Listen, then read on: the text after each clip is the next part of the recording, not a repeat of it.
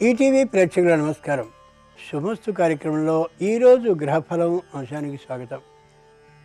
ఈనాటి గ్రహఫలం అంశంలో గ్రహాల స్థితిగతులు, వాటి ఆధారంగా ద్వాదశ రాశుల వారికి కలిగే శుభాశుభ ఫలితాలు తెలుసుకుంటారు.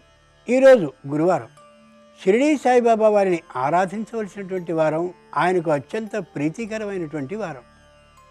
ఆ కారణంగా షిరిడీ సాయిబాబా వారిని ద్వాదశ రాశుల వారు ఏ విధమైన పుష్పాలతో ఎలా అర్చించాలో ఆ విశేషాల్ని తెలుసుకుంటారు. ముందుగా నేటి పంచాంగం. స్వస్తి శ్రీ శార్వనామ సంవత్సరం దక్షిణాయనం వర్ష ఋతువు భాద్రపద మాసం బహుళపక్షం. ఈరోజు గురువారం. గురువారానికి అధిపతి బృహస్పతి. మంచి ఆలోచనల్ని కలిగించేటటువంటి మహానుభావుడు బృహస్పతి కాబట్టి సరైనటువంటి తీరులో ధర్మబద్ధమైన ఆలోచనలు చేయడానికి సరైనటువంటి రోజు ఈరోజు. పూల తోటల్ని పెంచడానికి, అలాగే కొబ్బరి తోటలు, జామకాయలు మొదలైనటువంటి వాటికి సంబంధించిన తోటల్ని పెంచడానికి అనుకూలమైనటువంటి రోజు. వేరుశెనగ, కంది, పెసర మొదలైన వాటితో వ్యాపారాన్ని ప్రారంభించడానికి కూడా సరైనటువంటి రోజు ఈరోజు. ఈరోజు తిథి ప్రథమ అంటే పాడ్యమి. ఈ రోజున వేద విద్యని అభ్యసించడం కానీ, అలాగే లౌకిక విద్యని మొట్టమొదటిసారిగా ప్రారంభించడం కానీ ఏమాత్రమూ సరికాదు. అగ్ని సంబంధమైన కార్యాలు అంటే యజ్ఞయాగాదులకి సంబంధించిన కార్యాలని తగినటువంటి ఏర్పాట్లని చేసుకోవడానికి అనుకూలమైనటువంటి తిథి. ఈరోజు నక్షత్రం పూర్వభద్ర. అజచరణుడు దీనికి అధిపతి. ఈ కారణంగా వృక్ష స్థాపన అంటే చెట్లని నాటడం, అలాగే ఇతరమైనటువంటి లౌకిక కార్యాలని ప్రారంభించడం, ముఖ్యంగా ఇంటికి మరమ్మతులని చేపట్టడం, వీటివన్నీ చేయవచ్చు. అయితే వృక్ష ఛేదన అంటే చెట్లని కొత్త ఇల్లు కట్టుకోవడానికి వీలుగా స్థలంలో అడ్డుగా ఉన్నాయని వాటిని నరికివేయడం సరికాదు. దస్తావేజుల్ని రాసుకోవడానికి కూడా నక్షత్రం అంత అనుకూలమైనది కాదు. ఈ నక్షత్రంలో పుట్టినటువంటి వారు గురుదశకి చెందినవారు అవుతారు. ఈ నక్షత్రంలో పుట్టినటువంటి శిశువుల్ని తల్లిదండ్రులు ఆజ్య అవేక్షణం అంటే కరిగిన నేతిలో వారి ముఖాన్ని చూడాలి. అది సంప్రదాయం. ద్వాదశ రాశుల వారి ఫలితాలని పరిశీలించి చూద్దాం. ముందుగా మేషరాశి.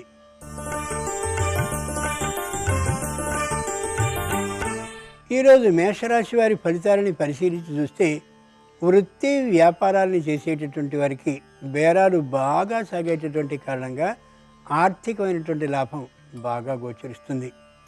కొన్ని రొక్క రూపంగాను, కొన్ని అప్పు రూపంగాను చేసినప్పటికీ కూడా తప్పక తిరిగి వచ్చేటటువంటి అప్పులే కావడం విశేషం. కుటుంబంలో ఆర్థికమైనటువంటి లాభంతో పాటు చక్కనైనటువంటి ఆరోగ్య లాభం కూడా కనిపిస్తుంది. ఇంతకుముందు వచ్చిన అనారోగ్యాలు చిన్న చిన్న ఉంటే అవి కూడా తొలగిపోయే అవకాశం బలంగా ఉంది. బంధుమిత్రుల రాకపోకలతో ఇళ్ళు కళకళలాడుతూ ఉంటాయి. అలాగే ఇతరుల సహాయ సహకారాలతో మానసికంగా ధైర్యంగా ఉంటారు ఈ రాశివారు. పారిశ్రామిక రంగానికి చెందినటువంటి వారు చెప్పుకోదగినటువంటి పెద్ద పెద్ద లాభాలు లేకపోయినప్పటికీ కూడా జీవితం మీద మంచి ఇష్టం, మంచి ఉత్సాహం కలుగుతుంది. ఏ విధంగా పరిశ్రమని ముందుకు తీసుకువెళ్లాలో తెలిసినటువంటి కారణంగా మధ్యవర్తుల ద్వారా పరిష్కారం కానటువంటి అనేకమైన సమస్యలు ఏవైనా ఉన్నట్లయితే ఇప్పుడు మధ్యవర్తుల్ని పంపించి పరిష్కరించుకునేందుకు అనుకూలమైనటువంటి రోజు ఈరోజు. గురువారం సందర్భంగా మేషరాశి వారు షిరిడీ సాయిబాబాని ఎర్ర కుంకుమతో కానీ అభిషేకించినట్లయితే మనశ్శాంతి కలుగుతుంది.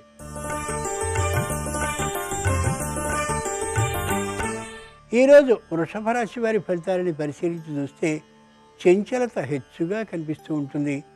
స్థిరమైనటువంటి నిర్ణయాన్ని చేసుకోలేనటువంటి తనం గోచరిస్తూ ఉంటుంది.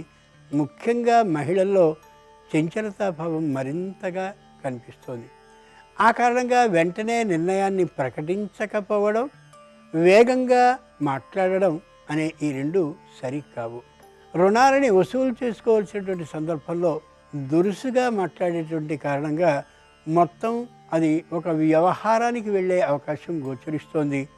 జాగ్రత్తగా నిదానించి మాట్లాడుకోవడం అవసరం. ఇంట్లో పనిచేసేటటువంటి సేవకి జనంతో అనవసరమైన వాగ్వివాదం వచ్చే అవకాశం ఉంది. కాబట్టి వీలైనంత వరకు ఆ విషయానికి, ఆ వాగ్వివాదానికి చోటు ఇవ్వకపోవడం ఎంతైనా మంచిది. వస్తువుని జాగ్రత్త చేసుకోనటువంటి కారణంగా చిన్నదైనటువంటి వస్తువైనా సరే అనవసరంగా కనిపించకపోయేటటువంటి అవకాశం గోచరిస్తోంది. కాబట్టి ఈ రోజున 1-2 మార్లు తీసిన వస్తువుని తీసిన చోట పెట్టడే ఆలోచనతో ఉండడం ఎంతైనా అవసరం. గురువారం సందర్భంగా వృషభ రాశి వారు షిరిడీ సాయిబాబా వారిని అక్షతలతో అర్చించినట్లయితే మానసికమైన వ్యాధి తొలగుతుంది.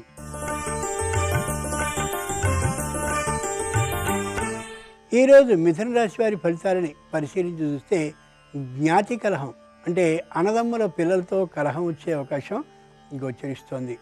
సరైనటువంటి కారణాన్ని మొగమాటం లేకుండా నిదానమైన శైలితో మాట్లాడుకుని సమస్యని పరిష్కరించుకోవడం ఎంతైనా మంచిది. సంతాన మూలకమైనటువంటి కలహం వచ్చే అవకాశం గోచరిస్తుంది. కాబట్టి సంతానాన్ని వాగ్వివాదాల్లో సాక్షులుగా చేర్చుకోవడం మంచిది. ఎక్కడైనా పొలాలు కానీ స్థలాలు కానీ ఉన్నట్లయితే కొనే ఊహ కలుగుతుంది తప్ప వెంటనే ఫలించే అవకాశం ఏమాత్రమూ లేనే లేదు. ఇంతకుముందు ఏదైనా తీసుకుందాం అనే అభిప్రాయంతో బజానా అంటే అడ్వాన్స్ ఇచ్చి ఉన్నట్లయితే దానికి సరైనటువంటి సమయం మించిపోతుందేమో 1-2 సార్లు పరిష్కరించుకుని ఆ సమస్యని సరైనటువంటి విధంగా పరిష్కరించుకోవడం ఎంతైనా అవసరం. సోదరులతో మైత్రి సంబంధం అలాగే సోదరులతో సోదర సంబంధం బాగా ఏర్పాటు చేసుకున్నటువంటి పక్షంలో అనవసరమైన వాగ్వివాదాలు ఆస్తి పంపకాల దాకా వెళ్ళిపోయే అవకాశం కనిపిస్తుంది. నిదానమైనటువంటి భాషతో ఉండడం అవసరం. గురువారం సందర్భంగా మిథున రాశి వారు షిరిడీ సాయిబాబా వారిని మందారాలతో అర్చించినట్లయితే వివాహాది శుభకార్యాలు దగ్గరకు వస్తాయి.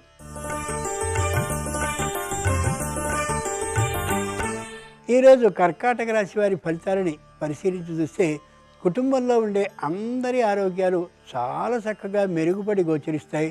అనారోగ్య భావన ఏమాత్రమూ లేకుండా ఉంటారు. ఇంటికి చేయవలసినటువంటి మరమ్మతులు మొదలైన పనులు ఏమాత్రమూ చేయలేకపోవచ్చు.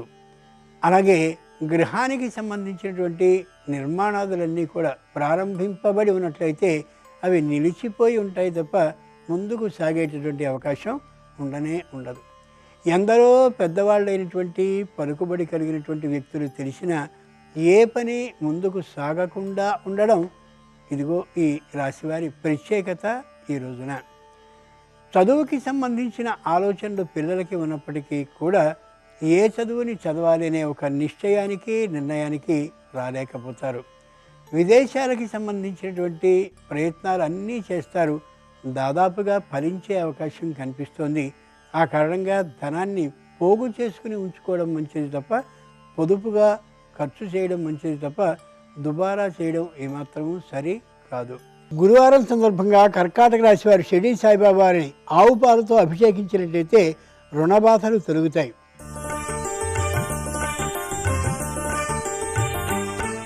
ఈరోజు సింహరాశి వారి ఫలితాలని పరిశీలించి చూస్తే చేతి వృత్తుల్ని చేసేటటువంటి వారికి, కుటీర పరిశ్రమను నిర్వహించుకునే వారికి మంచి ఆర్థికమైన ప్రోత్సాహంతో పాటు ప్రభుత్వ ప్రోత్సాహం కూడా బాగా కనిపిస్తుంది. దాన్ని కొనసాగించడం మంచిది. వ్యాపారానికి సంబంధించిన రహస్యాన్ని 10 మందికి తెలియచేయడం అంత మంచిది కాదనే యథార్థాన్ని గుర్తుంచుకోగలగాలి.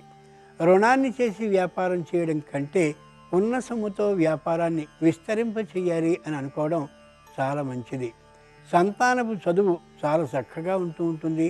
కుటుంబంలో అందరి ఆరోగ్యం కూడా అనుకూలంగా గోచరిస్తూ ఉంటుంది. వృద్ధుల ఆరోగ్యాలు కూడా చాలా ఆనందంగా ఉండేటటువంటి కారణంగా కుటుంబం సుఖ సౌఖ్య విధానంతో నడుస్తుంది. భాగస్వాములతో కలహం వచ్చేటటువంటి అవకాశం లేదు, కానీ కొద్దిగా వాళ్ళ ఆలోచనలు వేరుగా ఉన్నట్లుగా గుర్తించడం ఎంతైనా అవసరం. జ్ఞాతులైన వారితో సంబంధాలు చక్కగానే ఉంటాయి. ముఖ్యమైనటువంటి పత్రాలు, ఆస్తులకి సంబంధించినవి, విద్యకి సంబంధించినవి సక్రమంగా ఉన్నది లేనిది ఒకటికి మరొకసారి పరిశీలించుకు చూసుకోవడం అవసరం ఈ రాశి వారికి. గురువారం సందర్భంగా సింహరాశి వారు షిరిడీ సాయిబాబా వారిని చిమ్మిలి నివేదన చేస్తూ అర్చించినట్లయితే పెద్దలతో పరిచయాలు కలుగుతాయి.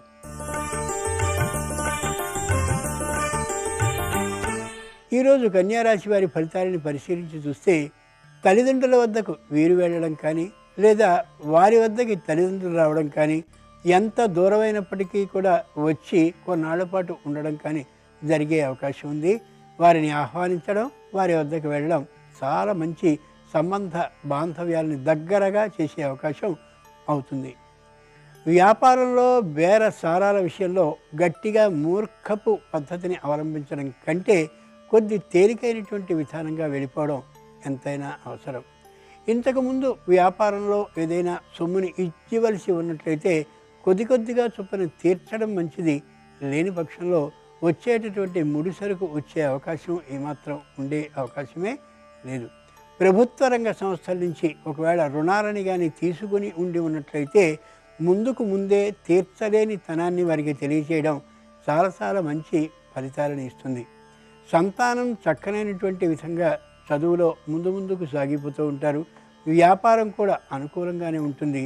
అయితే కుటుంబంలో వృద్ధులైనటువంటి వారికి ఒకరికి తాత్కాలికమైన తేలికపాటి అనారోగ్యం చేసే అవకాశం ఉంది. కాబట్టి వైద్యుడిని అలాగే వైద్య పరికరాలని వీటితో పాటుగా ఔషధాలని సిద్ధం చేసుకుని ఉండడం ఎంతైనా అవసరం ఈ రాశి వారికి. గురువారం సందర్భంగా కన్యా రాశి వారు షిరిడీ సాయిబాబా వారిని ఎర్ర గన్నేరు పుష్పాలతో అర్చించినట్లయితే ఆర్థిక లాభం కలుగుతుంది.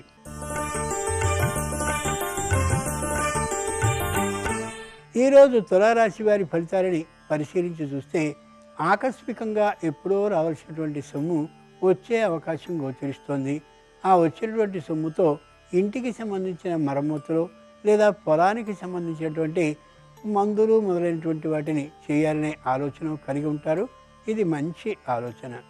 బంధుమిత్రుల రాకపోకలు చాలా చక్కగా ఉంటాయి. కానీ వారు చెప్పే కొన్ని మాటల వల్ల కొన్ని అనవసరమైనటువంటి ఆలోచనలు వచ్చే అవకాశం గోచరిస్తోంది. విని అవసరమో కాదో ఆలోచించుకుని ఆ సూచనని పాటించడం ఎంతైనా మంచిది. సంతానాన్ని మరో పెద్దదైనటువంటి ప్రదేశంలోనికి పంపించి చదివించాలనే ఊహకి వస్తారు.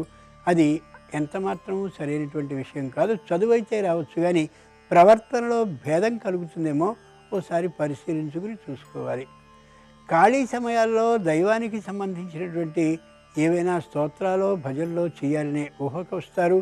అలాగే సత్ గురువు దర్శనాన్ని చేయాలనేటటువంటి బలమైన నిర్ణయానికి వస్తారు. అది చాలా మంచిది.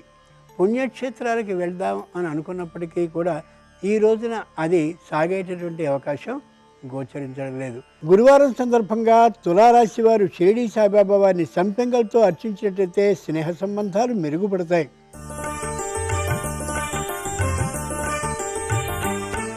ఈరోజు వృశ్చిక రాశి వారి ఫలితాలను పరిశీలించి చూస్తే అనవసరంగా ఒకసారి కోపం విజృంభించే అవకాశం గోచరిస్తోంది. గట్టి పట్టుదలతో ఉండాలనే ఊహ కనిపిస్తోంది. ఆవేశంగా మాట్లాడే తనం గోచరిస్తోంది. దీనివల్ల సంబంధ బాంధవ్యాలు తెగిపోతాయనే యథార్థాన్ని మర్చిపోకూడదు. ఇంతకుముందు నిల్వ చేసినటువంటి ఏ పంటకు సంబంధించిన వస్తువులన్నీ ఉన్నాయో వాటిని మాట తొందరపాటుతో తక్కువ మూల్యానికే అమ్మేసేటువంటి విధానం గోచరిస్తోంది. 1-2 సార్లు ఆలోచించుకోగలగాలి. చంచలతా భావం కనిపిస్తుంది స్త్రీలలో. ఆ కారణంగా తొందరపాటు మాట మాట్లాడి బంధువులతో విరోధాన్ని తెచ్చుకునేటటువంటి అవకాశం కనిపిస్తుంది. ఆలోచించుకు మాత్రమే మాట్లాడడం అవసరం. తమ అక్క చెల్లెళ్లతో అన్నదమ్ములతో మాట్లాడేటువంటి సందర్భాలు చాలా చక్కగా ఉంటాయి. పూర్వపు సంబంధాలన్నీ కూడా దగ్గర పడే అవకాశాలు గోచరిస్తున్నాయి. ఇప్పటి వరకు పెద్ద సంబంధాలు నెలపనటువంటి అన్న అక్క చెల్లెలతో మెల్లగా సంబంధాలు కలిసే అవకాశం ఈ రోజు నుండి ప్రారంభమయ్యే విధానం గోచరిస్తోంది. గురువారం సందర్భంగా వృశ్చిక రాశి వారు షిరిడీ సాయిబాబా వారిని గులాబీలతో అర్చించేటైతే భార్యాభర్తల మధ్య అన్యోన్య భావం పెరుగుతుంది.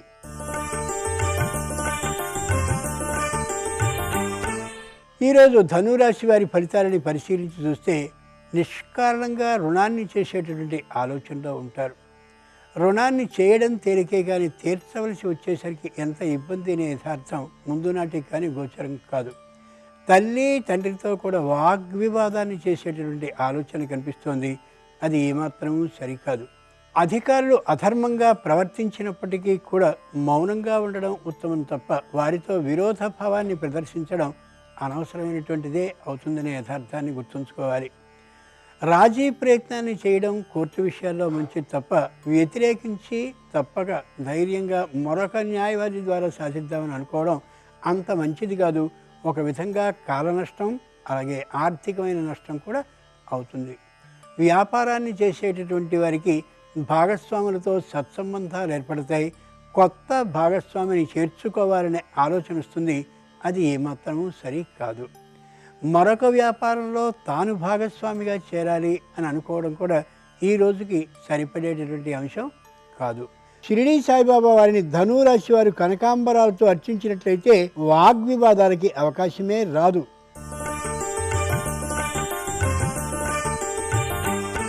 ఈరోజు మకర రాశి వారి ఫలితాలని పరిశీలించి చూస్తే చక్కనైనటువంటి పట్టుదలతో, కృషి, దీక్షతో తాము అనుకున్నటువంటి పనులన్నింటినీ కూడా సాధించుకోగలుగుతారు.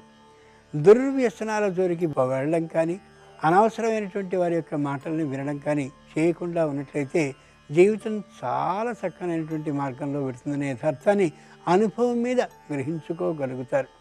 కార్మిక రంగానికి చెందినటువంటి వారు సొంతంగా చక్కనైనటువంటి పనిముట్టును ఒకదాన్ని కొని దాన్ని వ్యాపారపు అంగడిలో పెట్టి మంచి లాభాన్ని పొందగలిగే అవకాశం ఉంది. ఆ దిశగా ప్రయత్నించడం ఉత్తమం. విద్యార్థులకి మంచి ఆర్థిక లాభం కలుగుతుంది. విద్యలో పరిణతి ఉన్నటువంటి కారణంగా వారిని ప్రోత్సహిస్తూ ఉండడం ఎంతైనా అవసరం. చక్కనైనటువంటి సంప్రదాయాన్ని పాటించాలనే దృష్టితో ఈ మహాలయ పక్షాల్లో చేయవలసినటువంటి కార్యక్రమాన్ని పితృదేవతలకి చేయాలనే ఊహ రావడం, సద్గురు దర్శనానికి వెళ్ళి రావడం, దీంతో పాటుగా దాన ధర్మ బుద్ధి ఏర్పడడం చెప్పుకోదగ్గటువంటి పరిణామం. షిరిడీ సాయిబాబా వారిని గురువారం సందర్భంగా మకర రాశి వారు సన్నజాతులతో అర్చించినట్లయితే సోదర సంబంధాలు గట్టిపడతాయి.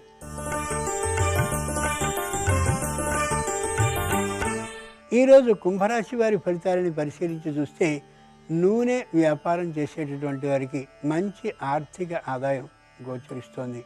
అలాగే పనస మొదలైనటువంటి, బొప్పాయి మొదలైనటువంటి పండ్ల వ్యాపారాలు చేసేటటువంటి వారికి కూడా బాగా కలిసి వచ్చే అవకాశం గోచరిస్తోంది. తప్పనిసరి పరిస్థితిలో బంగారపు ఆభరణాలని కొనుక్కోవాలనే ఆలోచనకి, అలాగే వెండి వస్తువుల్ని తీసుకోవాలనే ఆలోచనకి వస్తారు. తప్పక తీసుకోవడం ఉత్తమం కూడా. వేరుశెనగ, కంది వ్యాపారాలని ప్రారంభించడం, అలాగే పశువులకి సంబంధించినటువంటి కొనుగోళ్ళని, అమ్మకాలని ప్రారంభించడానికి కూడా ఈరోజు చాలా అనుకూలంగా ఉంటుంది. తప్పక లాభం వచ్చే అవకాశం కూడా గోచరిస్తోంది. ఇతరుల భూముల్ని తీసుకుని సేద్యం చేసి సంపాదించాలి, ఆర్థికంగా ఎదగాలి అని అనుకోవడానికి ఈరోజు అంత అనుకూలంగా గోచరించడం లేదు. ఖరీదైనటువంటి వస్తువుల్ని కొనుగోలు చేయాలి అనేటటువంటి అభిప్రాయంతో ఆర్థికమైన నష్టానికి గురి అవుతారు.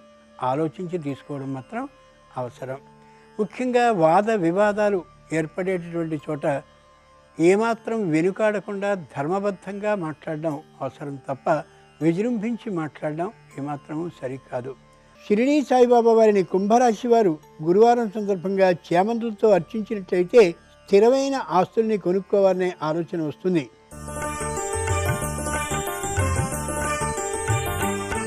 ఈరోజు మీనరాశి వారి ఫలితాలని పరిశీలించి చూస్తే విద్యార్థులు చదువు పట్ల ఎంత శ్రద్ధని వహిస్తూ ఉన్నారో విద్య ఇతరమైనటువంటి ఆ రంగాల్లో కూడా అంతటి శ్రద్ధని చూపిస్తూ ఉండే కారణంగా తల్లిదండ్రులకి, సంతానానికి మధ్య అనవసరమైనటువంటి వివాదాలు వచ్చే అవకాశం గోచరిస్తోంది. ముఖ్యంగా వాళ్ళు క్రీడల మీద ఆసక్తిని చూపించే అవకాశం బలంగా గోచరిస్తోంది. అవసరమైనంత మేరకి వాళ్ళని క్రీడలకి అనుమతించినట్లయితే వాద వివాదాలు దూరం అవుతాయి. ట్రాన్స్పోర్ట్ రంగానికి సంబంధించిన, రవాణా రంగానికి సంబంధించినటువంటి వారికి ఏమాత్రమూ ఉత్సాహకరంగా ఉండదు. అయినప్పటికీ కూడా ఆ ప్రయత్నాలను చేస్తూనే ఉంటారు. ప్రభుత్వానికి చెల్లించవలసినటువంటి పన్నుల్ని, అలాగే పొలాలకు సంబంధించిన శిస్తుల్ని సకాలంలో చెల్లించడం చాలా మంచిది. లేని పక్షంలో అనవసరమైనటువంటి జరిమానాని కట్టడం కాకుండా జరిమానాకి సంబంధించిన సొమ్ము హెచ్చుగా ఉండే కారణంగా ఆర్థికమైన చిక్కులో కూడా పడే అవకాశం గోచరిస్తోంది. రుణాలను ఎరుగున్నటువంటి వారికి ఇవ్వడం మంచిదే. తప్పక వచ్చేటువంటి అవకాశం కూడా గోచరిస్తోంది. ఈ రోజున ఈ రాశి వారు కానీ ఇచ్చినట్లయితే తమకి సంబంధించినటువంటి ఒక ఇంటిని అమ్మడం, లేదా తమకు సంబంధించిన ఒక పొలాన్ని అమ్మడం చేయడానికి ఆలోచన చేసి వెంటనే ఆ సొమ్ముని మరొక స్థిరమైన ఆస్తి మీద కానీ ఉంచేటట్టయితే అది మంచిదే అవుతుంది. ఆలోచించి ఆ పనిని చేయడం ఉత్తమం. షిరిడీ సాయిబాబా వారిని మీనరాశి వారు గురువారం సందర్భంగా మందారాలతో అర్చించినట్లయితే రుణ బాధలు పూర్తిగా తొలగిపోయే అవకాశం ఉంటుంది.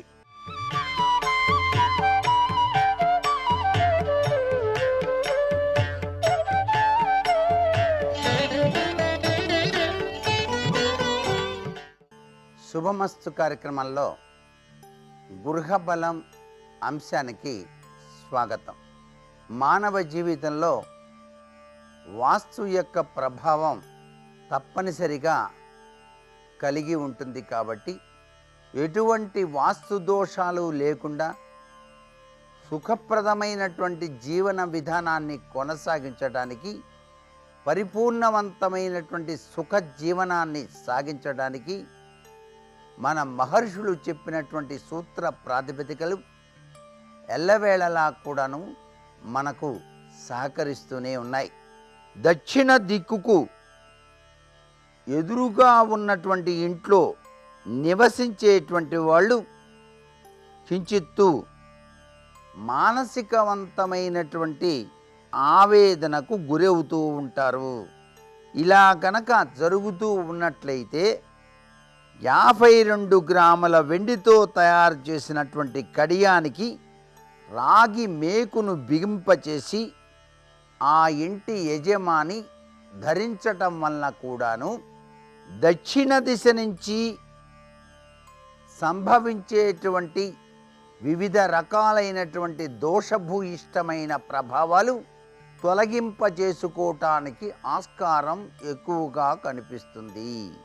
వ్యతిరేక శక్తులు గనక ఇంట్లో గనక ప్రవేశించినట్టుగా గనక మీరు భావించినట్లయితే ఆ వ్యతిరేక శక్తులను నిరోధించటానికి ఇంటి మెట్లను పచ్చదనంతో నిండినటువంటి పూల గుత్తులతో అమర్చటం చాలా మంచిది. పచ్చదనము అనేటువంటిది ప్రతి ఇంటా కూడాను భాసిల్లాలి. అందుకే కొద్దిపాటి ఖాళీ స్థలం ఉన్నప్పటికీ కూడాను ఆ స్థలంలో పచ్చదనం వెల్లివిరిసే రీతిలో చక్కగా చిన్న చిన్న మొక్కలను పెంచడం కూడాను వాస్తుశాస్త్రరీత్యా సంభవించే వివిధ దోషాల నుంచి బయల్పడటానికి ఆస్కారం అత్యధికంగా ఉంటుంది సుమా. సహజసిద్ధంగా మనం ఒక గృహాన్ని కట్టేటప్పుడు, అంటే గృహ నిర్మాణం చేస్తున్నామండి, పునాదులు తవ్వుతున్నాం అని చెప్పేసి పునాదులు తవ్వేటువంటి సమయంలో ఆ తవ్వినప్పుడు చీమలు కానివ్వండి, అలాగే చెదలు కానివ్వండి వచ్చినట్లయితే తప్పనిసరిగా దాని నివారణ మార్గాన్ని ఆలోచించాలి. సహజసిద్ధంగా చెదలొకటి చీమలొకటి ఇంటి నిర్మాణం చేసేటప్పుడు తవ్వుతూ ఉంటే రాకూడదు అంటోంది శాస్త్రం. మరి వచ్చినప్పుడు ఏం చేయాలండి అంటే తప్పనిసరిగా దానికి సంబంధించినటువంటి మంత్ర ప్రక్రియను పాటించడం మంచిది. అంటే వాస్తుశాస్త్ర రీత్యా దానికి సంబంధించినటువంటి భూసూక్త పఠనం చక్కగా చదివి తవ్విన తర్వాత 2 రోజుల పాటు వదిలేసేయాలి. వదిలేస్తే ఆ చీమలు వేరే ప్రాంతానికి వెళ్ళటానికి మార్గాన్ని ఏర్పరచుకుంటాయి. అలాగే ఎముకలు కానివ్వండి, గుడ్లు కానివ్వండి, ఇట్లాంటి వాటిని కూడాను మనం భూమి తవ్వేటప్పుడు గనక బయలుపడినట్లయితే దానికి సంబంధించినటువంటి ప్రక్షాళన ప్రక్రియ చేయటం కూడా చాలా అవసరం. ఎందుచేతనంటే ఆ భూమిలో ఇటువంటివన్నీ కూడాను ఉన్నట్లయితే దానివలన విపత్కరమైనటువంటి పరిస్థితులు సంభవించడానికి ఆస్కారం ఉంటుంది. కాబట్టి ఆ విపత్కర పరిస్థితుల నుంచి బయల్పడటానికి మనం పాటించవలసినటువంటి విధి విధానంలో భూసూక్త పఠనం అనేటువంటిది ప్రముఖ స్థానాన్ని వహించింది. అందుకే ఒక ఇల్లు నిర్మాణం చేసేటప్పుడు ముఖ్యంగా ఆ యొక్క ప్రదేశంలో సకల ముక్కోటి దేవతా స్వరూపిణి అయినటువంటి గోమాతను కట్టివేయండి అంటాం. ఆ గోవు గనక అట్లా తిరిగినట్లయితే ఆ ప్రాంతం అంతా ఒక వారం రోజుల పాటు అట్లాగే కట్టివేసి దానికి గడ్డి నీళ్లు వేస్తుంటే ఆ యొక్క పరమ పవిత్రవంతమైనటువంటి గోమాత యొక్క అనుగ్రహం వలన ఆ భూమి లోపల ఉన్నటువంటి చెడు అంతా కూడాను తొలగింపబడి గోధూళి యొక్క ప్రభావం చేత పరిపూర్ణవంతమైన స్వచ్ఛతను కలిగిన స్థలంగా మారడానికి కూడా ఆస్కారం ఉంటుంది. అంతేకాకుండా ఒక భూమిని కొనుగోలు చేసిన తదుపరి ఆ యొక్క భూమిని పాత మట్టిని తొలగించి కొత్త మట్టిని తోలించి తరువాత ఆవును కట్టివేసి తరువాత మంచి రోజు చూసి శంకుస్థాపనాది కార్యక్రమాలు నిర్వహించటం శతవిధాలా కూడాను శ్రేయోదాయకవంతమైన ప్రభావాన్ని కలిగింపజేస్తుంది సుమా అంటోంది శాస్త్రం. మరికొన్ని ముఖ్య విషయాలు రేపటి శుభమస్తు కార్యక్రమంలోని గృహముల అంశంలో తెలుసుకుందామా? మరి సర్వే జనాః సుఖినో భవంతు.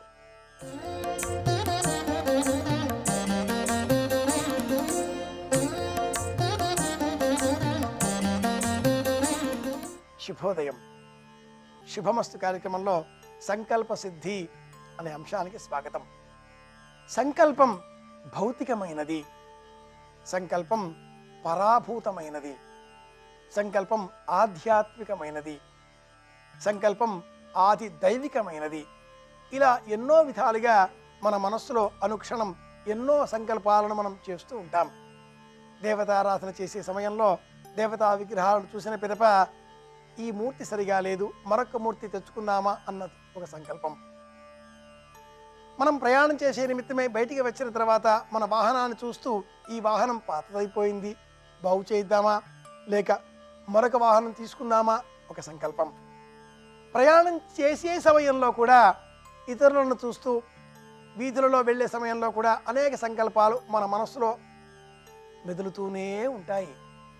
ప్రయాణాలలో వాహనాలకు ఏ విధమైన ప్రమాదాలు కూడా రాకుండా సంరక్షించేటటువంటి దేవతలు పితృదేవతలు, వారినే మనం స్మరించాలి.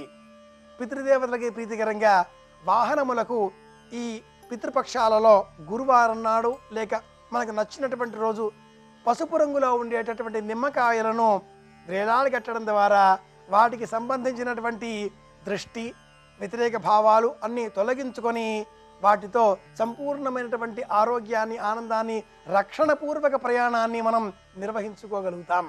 ఈరోజు ప్రత్యేకంగా ప్రయాణించే వాహనాలను పరిశుభ్రపరుచుకోవాలి. వాటి మీద ఉన్నటువంటి బ్యాక్టీరియా, ఫంగస్, వ్యతిరేక శక్తులు, అననుకూల శక్తులు, దుష్ట శక్తులు అన్నీ తొలగిపోయే విధంగా వాటిని కడిగి శుభ్రపరచుకొని నిమ్మకాయల దండను వాటికి వేలాడదీసిన పిదప కుంకుమను కూడా అందించి వాటికి నమస్కారం చేసి ప్రాణాలతో ఉన్నవి ఈ వాహనాలు అనేటటువంటి విశ్వాసంతో మనం ప్రయాణానికి ఉపక్రమించాలి. గంధర్వుడు ఈ వాహనాలకు అధిపతిగా కూడా మనకు ధర్మం చెబుతుంది. రేవంతుడు ఆ గంధర్వుడి పేరు. ప్రయాణాలకు ఉపక్రమించకంటే పూర్వం మంత్రతంత్ర శాస్త్రాలను గ్రహించినట్లయితే అందులో ఈ ప్రయాణాదిక సంబంధిత వాహనాలకు ఒక ప్రాణం ఉంటుంది అంటూ వర్ణించడం జరిగింది. నిశ్శబ్దంగా ఉండే ఆ వాహనం ఒక్క శక్తితో కిక్ అంటాం మనం, లేక వాటిలో ఒక కుదుపుతో ఫ్రిక్షన్ అని కూడా చెబితే ఘర్షణ పుట్టించగలిగితే ఆ ఘర్షణ కారణంగా అందులో ఒక కదలిక ఏర్పడుతుంది. కదలికతో ప్రాణం మనకు కనిపిస్తుంది.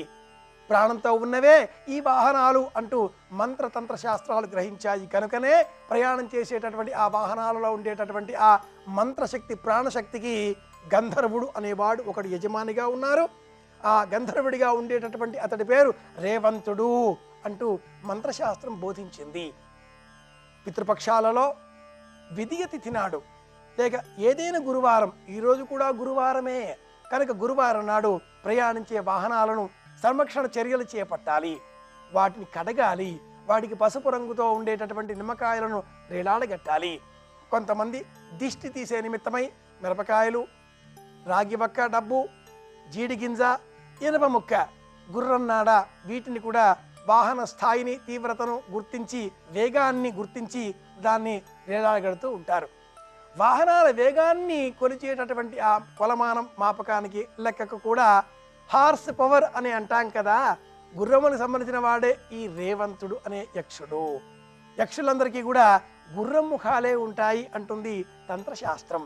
రేవంతుడు అన్న నామాన్ని గుర్తించుకొని అశ్వశాస్త్రంతో సంబంధం ఉన్నటువంటి ప్రయాణాలతో చేసే మన ప్రయత్నాల్లో భాగంగా మనం వినియోగించే ప్రతి వాహనం కూడా హార్స్ పవర్, అశ్వవేగంతో ప్రయాణించడమే, కొలమానంగా స్వీకరించడమే ఈనాటికి మనం గుర్తిస్తున్నాం. కనుక ప్రత్యేకంగా ఈ రోజున పితృదేవతల అనుగ్రహంతో ప్రయాణ సమయాలలో ఏ విధమైన ఆటంకాలు కూడా రాకుండా ఉండాలి అని చూద్దాం. పితృదేవతల అనుగ్రహంతో ప్రతి ప్రయాణాన్ని సులభంగా చేసుకుందాం. ప్రయాణం అంటే ఏమిటి? ఇది రెండవ ప్రశ్న. శారీరకంగా మనం భౌతికంగా శరీరాన్ని, దేహాన్ని వినియోగించి ఇంటికి బయటకి వచ్చి మన వాహనం కారు కావచ్చు, మోపెడ్ కావచ్చు, యాక్టివా కావచ్చు, స్కూటర్ కావచ్చు, ఏదైనా కావచ్చు, దాన్ని వినియోగించి చేసేటటువంటి ప్రయాణం భౌతికమైన ప్రయాణం అవుతుంది. ఇది కాకుండా రెండవ ప్రయాణం కూడా మనం చేస్తాం. ఈ ప్రయాణం మనోసంబంధితం. మనస్సులో కూడా ఒక ప్రయాణం చేస్తూ ఉంటాం. నిరంతరం పోదామా వద్దా, వెళదామా వద్దా, అవసరమా లేదా. కరోనా వంటి వ్యాధులు ప్రబలుతున్న నేపథ్యంలో అత్యవసరం అనుకుంటేనే బయటికి వెళ్ళాలి.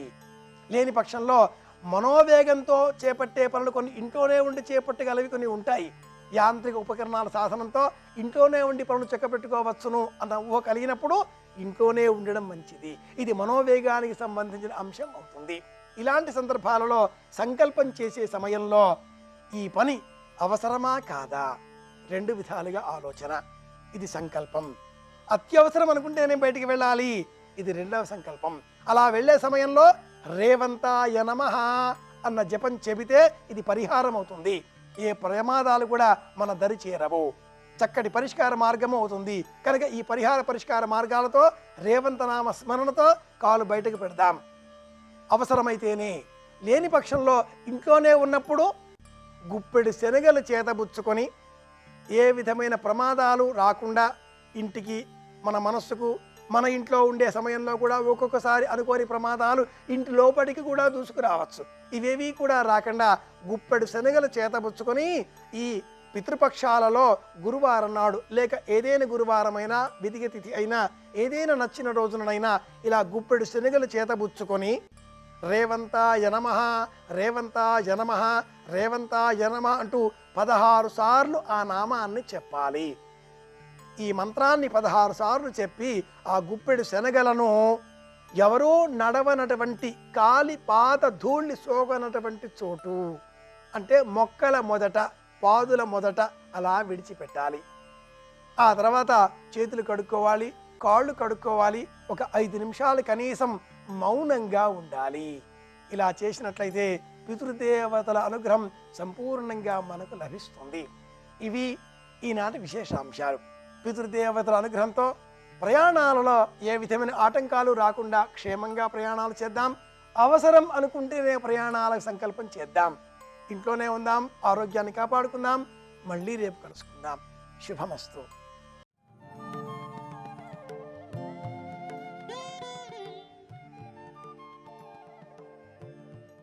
నమః శివాయ, నమః శివాయ, ఓం నమః శివాయ.